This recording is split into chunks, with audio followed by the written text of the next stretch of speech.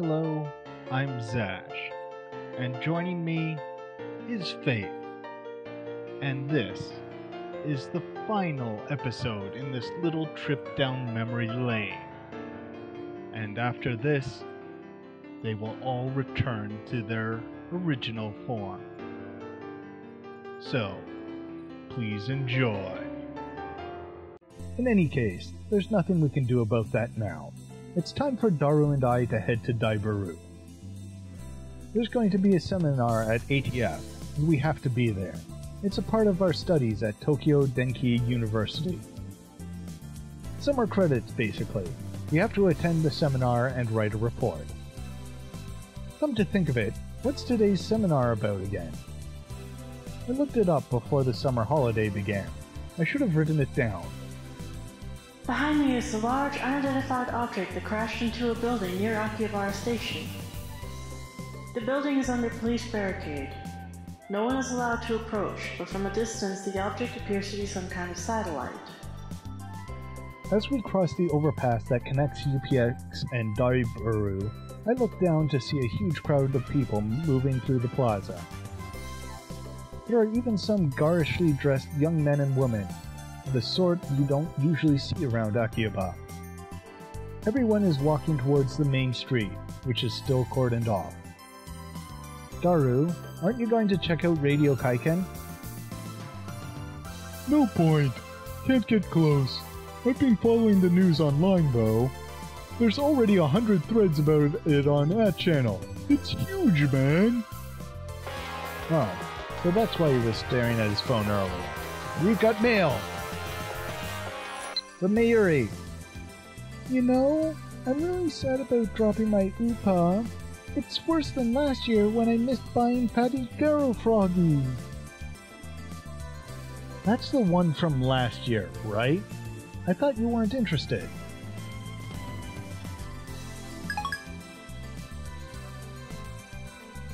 Oh, so that's why he was staring at his phone earlier.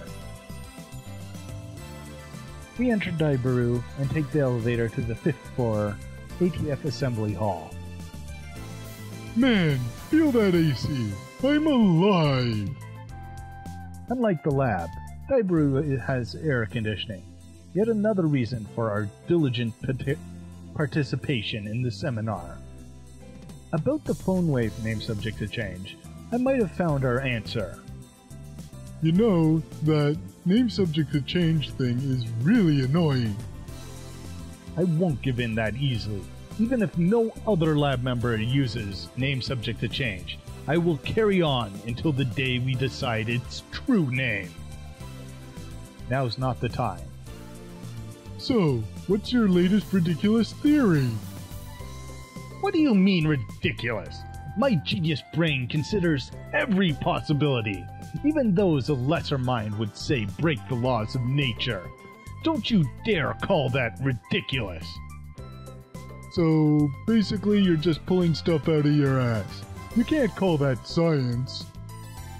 Daru, I have a hunch that the phone wave name subject has changed may be the key to opening Steins' gate. How's that? Steins what? You lost me back at ridiculous, man. A chime signals our arrival on the 5th floor. The elevator doors open slowly. As we step out of the elevator, I bump into someone. I quickly grab the person's shoulder to keep them from falling. I'm sorry. What? It's a girl. And I recognize her. You! Impossible. Chills run down my spine. I stare at her face in disbelief. I saw this girl just 3 hours ago.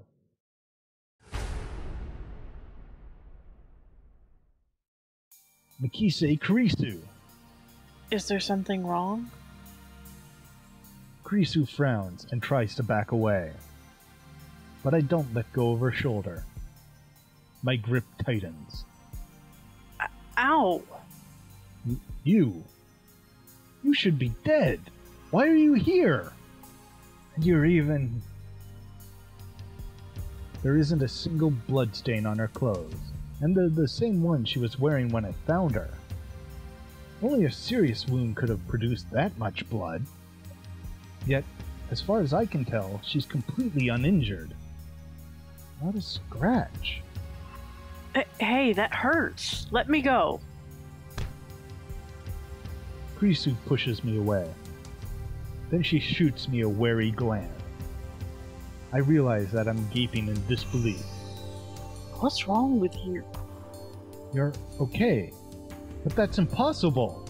Someone stabbed you. I saw you lying in a pool of blood.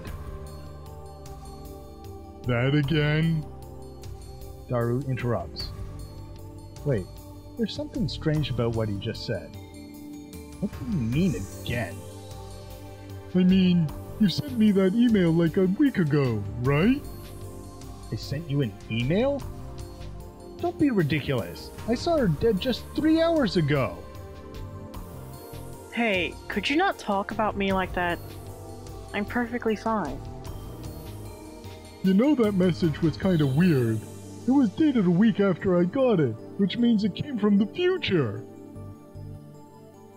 It came from the future? That sounds like something you'd read on the internet, Daru. It's rare for you to talk about ridiculous theories. No, the date was definitely a week later. It came from, the 28th. Wait, that's today! Daru pulls out his phone and shows it to me. He's right. The email was sent from my phone. He received it on July 21st at 12:56. It was sent on July 28th at 12:54. It was split into 3 mails. Someone stabbed the Mikise Risu. Don't. Why did I send such a short message in 3 parts? It looks like the 3rd email got cut off. I do recognize the content, though. This is the email I sent you 3 hours ago. But I sent 1 mail, not 3. And there should be more text. Did Daru really get this a week ago? Interesting. Suddenly, Krisu is standing next to me, peering intently at the screen of Daru's phone. Oh, right. The email's not important. Well, maybe it is, but not right now. The real question is, why is she still alive? Is she an illusion? No. An evil spirit? Am I haunted? I don't believe in such unscientific drivel. I'm a mad scientist! I timidly reach out to Kurisu's face. My fingertips stroke her hair. That's not creepy. Feels silky. Quite the cuticles. Substance. She has substance. Of course she's not a ghost. How silly of me. Oopsies. Ocarin, I don't think that's a good idea. I poke Kurisu's cheeks with my fingers. Such softness. Dead bodies don't feel like this. Not that I've ever touched one. Hey. Wait a minute. We already touched when I bumped into her coming out of the elevator. I even grabbed her shoulder before being pushed away. But I still doubted that she had substance. That's just proof of how confused I am. If she's alive, then what did I see back at Radio Kaiken? What was that scream I heard? Were they hallucinations? Just like that mass disappearance? That's right. She was stabbed. Maybe she's just hiding her wounds. This requires further investigation. Welcome to the Bad Plan the return Okabe! Of the Bad Okabe Plan. I grab the hem of her blouse and slowly lift it. Are you trying to get yourself arrested? I just want to know the truth. I stare straight back at Krisu as she trembles with anger and lift her blouse a little higher. What truth, you perv? You stupid? Wanna die? She pushes my hand away. Louise Chan's famous line for the win! Daru shouts something silly, but I ignore him and press Kurisu. I know what I saw! No way! Did you just see my under... Kurisu's face turns bright red. She firmly pulls her blouse down. No, you fool! Not that! Ellipses. Earlier this afternoon, after Dr. Nakabachi's presentation, someone killed Mokise Kurisu and left her in a pool of blood. I carefully explained everything that I saw.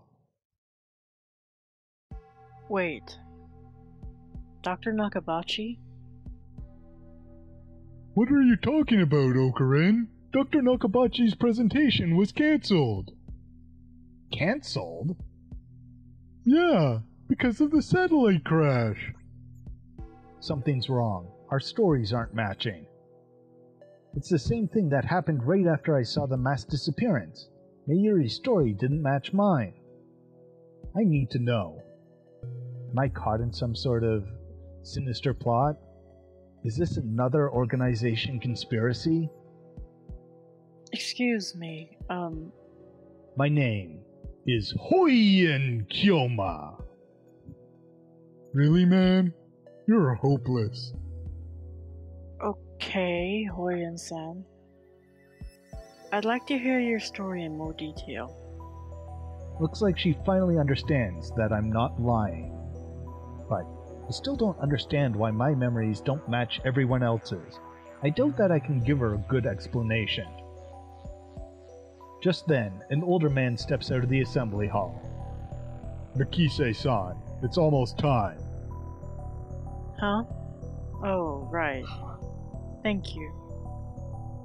Kurisu glances at me one more time, then sighs and heads towards the small conference room. We should go too. Go where? To hear the lecture. Duh. Ah, that. Daru follows after Kurisu. Did she come to attend the lecture too? Strange. Why would the girl genius Mikise Kurisu need to attend a lecture like this? Okay, my guess was a bit off. The girl genius didn't come to attend the lecture. I'd like to thank everyone for coming to hear me speak today. She's the one giving the lecture? Japan's famous girl genius, Mikise Kurisu, who had her thesis published at the tender age of 17. According to Daru, she turned 18 a few days ago. I first heard about her when Daru pointed her out in a gossip magazine article. That's when he told me that she was going to be a guest at ATF. I'd forgotten all about it. It's my first time giving a lecture like this, so please forgive me if I'm a little nervous. The audience is pretty mixed. It's mostly students like us, but there are also a couple of professors. And Kurisu just gave me a sharp look. What did I do? When I return her stare, she quickly averts her eyes. I don't care if she's a genius or whatever. I still don't like her. She may have those people fooled with her timid girl act, but I learned at Radio Kaiken how cunning and aggressive she really is. Even if her murder was some kind of hallucination, my judgment of her character is still correct. For today's lecture, I've been asked to speak on the subject of time travel. It's not really my area of expertise, but I'll try my best. Time travel? Oh ho! But let me start by saying that time travel is an absurd concept. Objection! What? Every member of the audience, not just Kurisu, is startled by my interruption. Perhaps I'm being slightly rude here, but I'm not one to sit and listen to some genius girl's drivel. It's presumptuous for you to claim that time travel is absurd. Okarin, you magnificent fool! Sitting at my side, Daru throws me a small salute. ATF staff are approaching, probably to kick me out. Perhaps I got too carried away. Okay. It's fine, I guess. It'll be easier to talk in a discussion format. Thanks to her proposal, the event staff refrained from escorting me out. She sounds a little pissed, but let's not mind that. But before that, please listen to my thoughts on the subject. Scientists have proposed many theoretical models of time travel, but there are 11 in particular that bear mentioning. What are the major theories of time travel? I've heard about the cosmic string theory at least.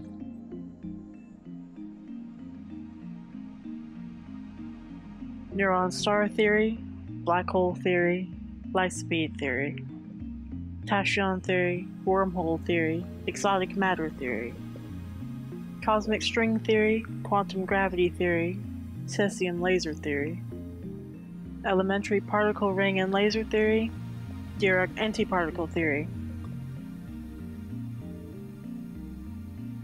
Ellipses. Not bad. Perhaps Makise Krisu is a worthy rival after all. However, all of these models are purely theoretical. Some of them even contradict each other. Well, what if one comes up with a 12th model?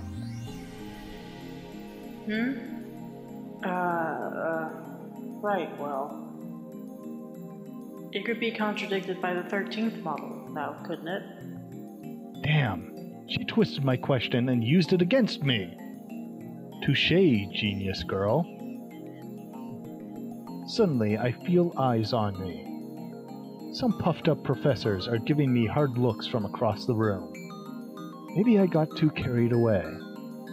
I don't want to risk losing my credits. I should back off for now. By the way, time travel to the future is available to us right now, according to Einstein's special theory of relativity. For example, let's say someone were to go to Haneda Airport and board a plane heading to Okinawa. Upon arrival, that person will be about 100 millionth of a second farther into the future than I am. What does that mean? According to the special theory of relativity, time moves slower for objects as they approach the speed of light. For example, if you could run at near the speed of light, you could reach a point where time only moves half as fast for you. If you were to keep running at that speed for 24 hours, 48 hours for the lapse in the rest of the world, meaning you would jump one day into the future. Understand, Hoi and Kilma? Why are you singling me out? I'm doing my best to hold back, but it looks like Makise Krisu wants to pick a fight. I wish that she hadn't said that name in front of so many people. It's too great a risk to let others know my true name. But that's not really time travel, is it? Now a professor calmly makes an objection. True, Makise Krisu's example isn't strictly time travel per se, but I never expected an older man, a professor at that, to refute an 18-year-old girl. Maybe he's just testing the genius girl's resilience. Yes, you're right. The genius girl readily concedes the point. If she were a normal 18-year-old, it would be impossible for her to be this calm in front of all these people. A normal 18-year-old would panic when refuted by such a distinguished-looking professor. And yet, Makise Krisu's giving off an aura of gutsiness that says, I can take this guy on. Then what about going to the past? Going to the past is possible right now. Take a look at the sky at night. You see light from tens of thousands of years ago, can't you? That's not time travel either. This time, it's a nearby student who objects. Well, I was just getting started. Was it just me, or did Krisu look a little nervous just now? Let's say we wanted to make a machine that could physically transport people through time. What would we need? The best candidates for this are cosmic strings and wormholes. A cosmic string is a string-shaped crevice with extreme mass. A string-shaped crevice? That must be how they enter our universe. But do cosmic strings really exist? The crevice is about as wide as an elementary particle, and at least as long as the diameter of a galaxy. It has immense mass, so it distorts space-time. If you were to travel through that distortion, you could make a full circle around the string in less than 360 degrees. In short, you can do something resembling a warp. This is called a space-time angular deficit. When you pass through an area of angular deficit, transit time becomes 0. Now we apply this to a cosmic string moving at near light speed. According to the special theory of relativity, time will flow slower for the cosmic string in relation to its surroundings. Therefore, passing through the area of angular deficit would cause the transit time to become negative instead of 0. In other words, you will arrive in the past after transit. If you use 2 cosmic strings, you can do a space deficit jump. If you loop back to your original location, you can return to the same time you started revolving. And that, roughly speaking, is time travel by means of cosmic strings. By the way, just so nobody misunderstands, cosmic strings are not the same as superstrings. Now then, you need 3 things in order to travel to the past with cosmic strings. First, the cosmic strings themselves. 2 strings, to be exact. By the way, they are hypothesized to exist only where the universe was first formed, so they might be a little hard to find.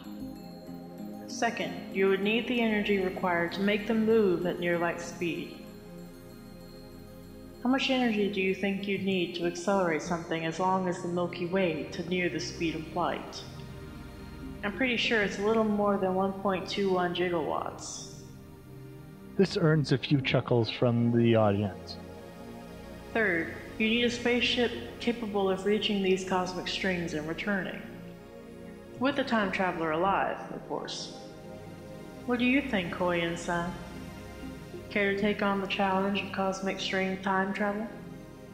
Like that's even possible. And why the hell is she addressing me? I wasn't even the one who jeered this time. Looks like Koyan-san doesn't want to take the challenge. In that case, let's consider wormholes. They may be a little more realistic than cosmic strings. By the way, Koyan-san, do you know what wormholes are? No, don't ask me. I'm trying to hold back here. Since I've been challenged, though, I can't leave the question unanswered. It's like a shortcut through space, right? Yes, that's correct. Phew, I got it right. I sigh inwardly in relief.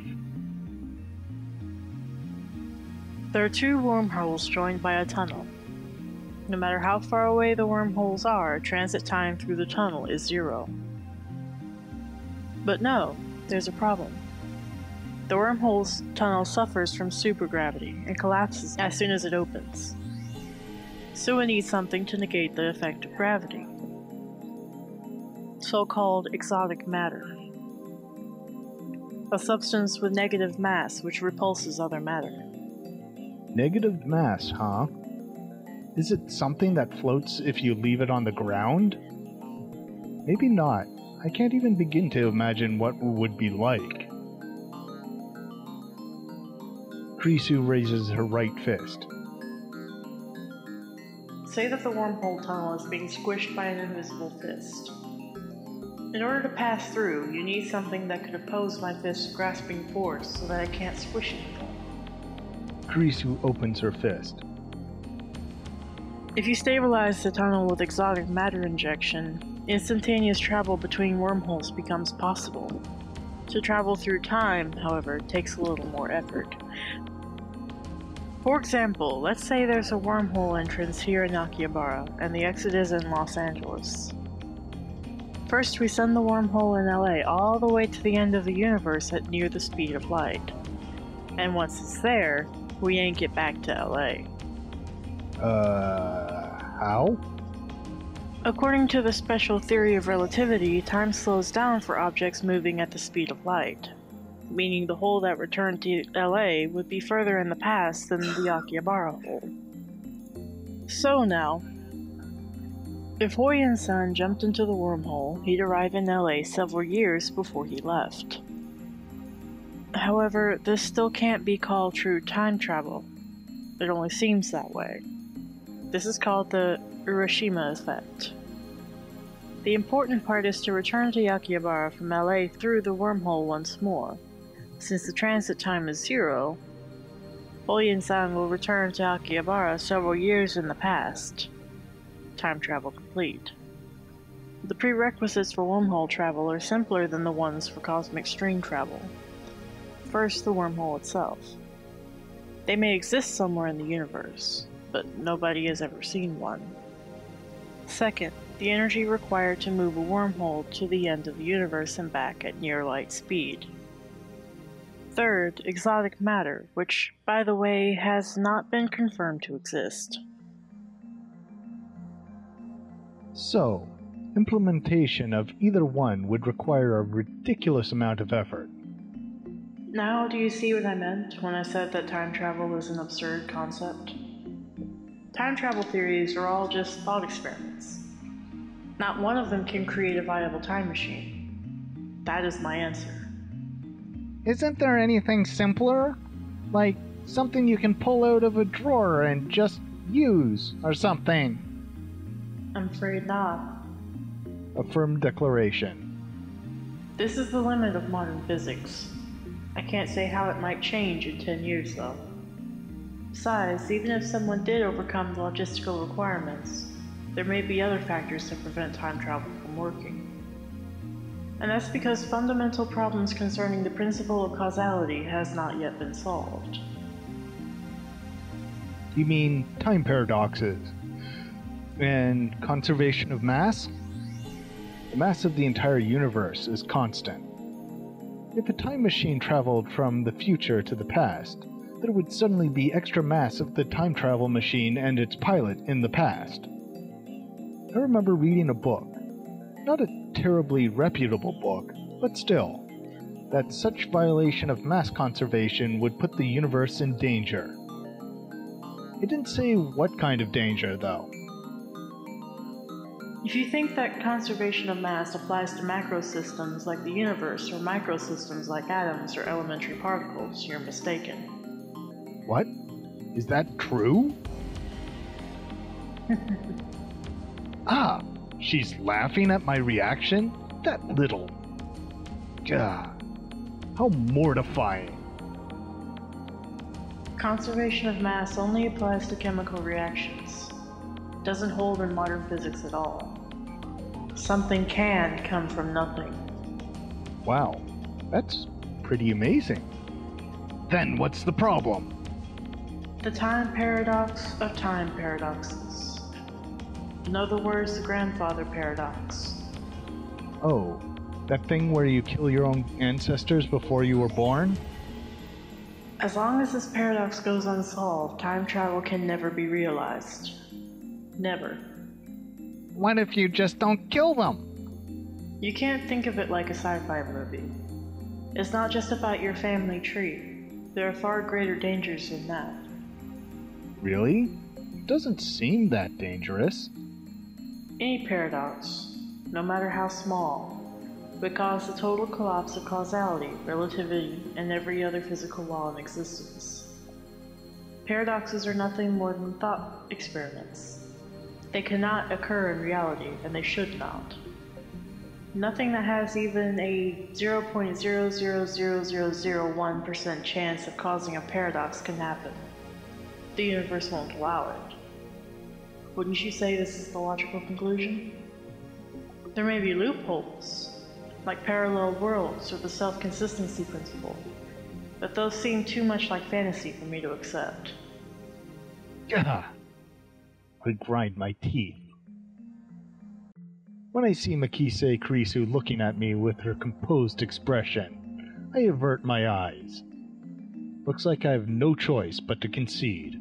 Makise Krisu truly is a genius.